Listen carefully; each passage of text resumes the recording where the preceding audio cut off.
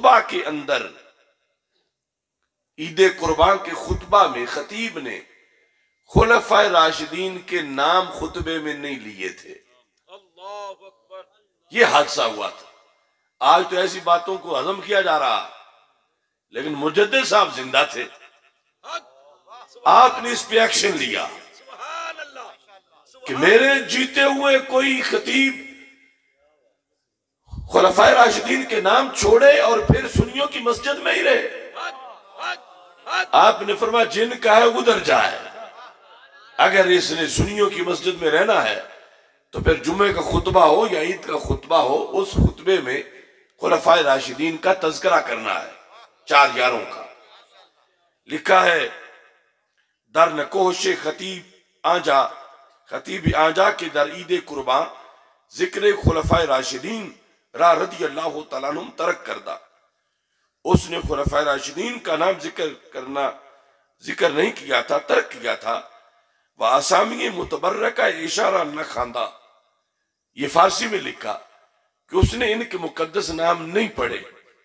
ونی سویدہ شد، یہ بھی سنا گیا کہ چون جمع باؤ تعرض نمودن بساو نسیان خود اعتذار نہ کردہ. کہ جب کچھ لوگوں نے پوچھا کہ آپ نے نام نہیں لیے، آج عید پڑھائی ہے، خلفائے راشدین کے نام نہیں لیے، مجدد صاحب فرماتے ہیں آگے اس نے معذرت بھی نہیں کی کیا کہ میں بھول گیا تھا یا مجھے یاد نہیں رہا. ایسا نہیں کہا، بلکہ فرمایا بتبرد پیش آمدہ. آگے وہ سرکشی سے پیش آیا اور گفتہ اس نے کہا کہ چے شد اگرچہ اسامی خلفائے راشدین مذکورہ نہ شدہ. آگے اکڑنے لگا کیا ہو گیا ہے، اگر میں نے خلفائے راشدین کے نام نہیں لیے تو کیا ہو گیا ہے.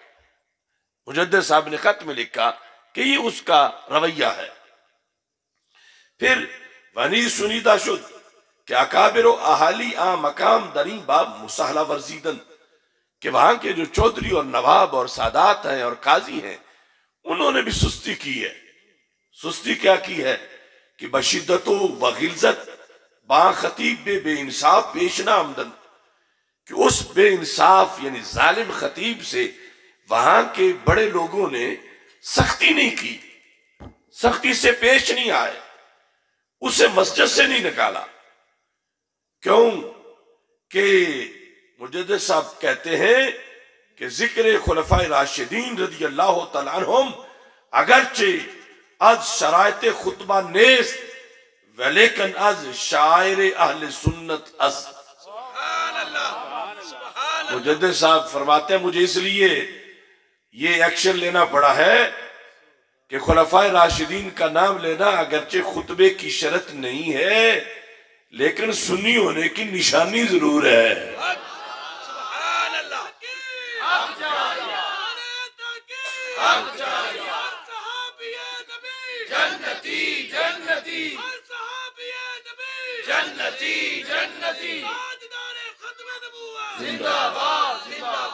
تو سنی ہونے کی نشانیوں میں مجدد صاحب نے اس وقت لکھا لیکن از شاعر اہل سنت اس، کہ یہ اہل سنت کی پہچان ہے کہ سنیوں کی مسجد میں، عیدگاہ میں، جمعے میں خلفائے راشدین کے نام لیے جاتے ہیں.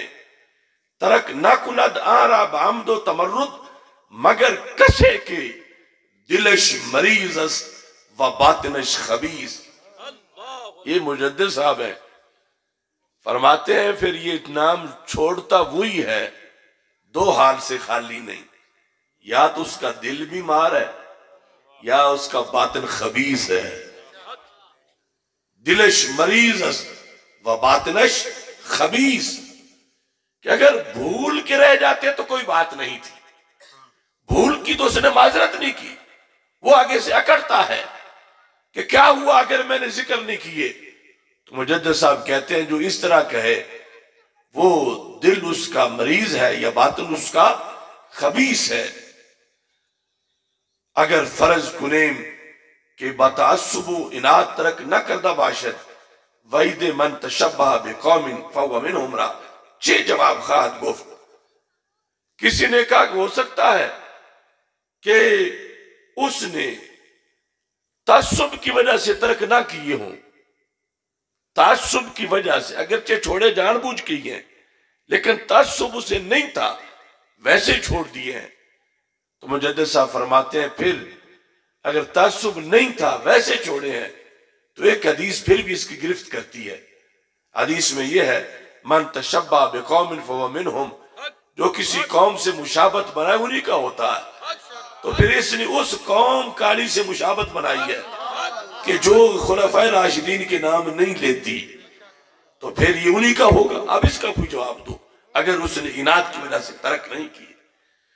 اور پھر فرمایا کہ کوئی کہتا ہے کہ اس نے لینے تو تھے مگر آج تک یہ فیصلہ نہیں کر سکا کہ پہلا نمبر کس کا ہے، کیونکہ چاروں میں سے کسی کا تو پہلے لینا پڑے گا، اور ابھی اسے یہ فیصلہ نہیں کہ پہلا کس کا ہے۔